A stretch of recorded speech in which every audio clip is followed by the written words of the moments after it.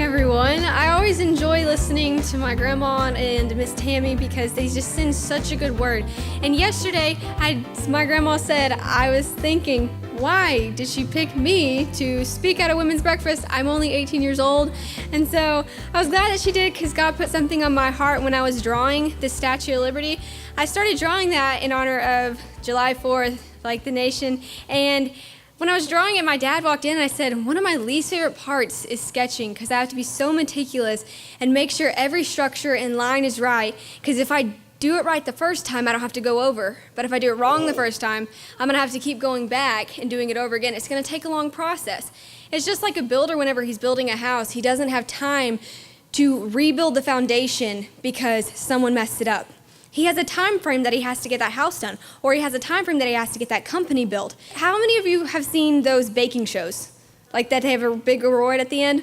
Well, they're only given 2 or 3 hours to make a huge creation, and they can't afford to mess up the batter or mess up the icing because that can cost them literally thousands of dollars because that's the prize and what they came there for. So that's what they're expecting to have at the end. But if they mess up at the beginning, they're not going to be able to finish in the end. It's just like how they have a time to finish their cake. We have a time on this earth. We have a time on this earth to be able to finish the calling that God has on our life. And if we mess it up in the first part by not being disciplined in what God has told us to do, we're not going to be able to finish all He has done for us. Because when we get to heaven, God will have a table, and He's like, this is what you could have had, but you didn't do what I told you to do.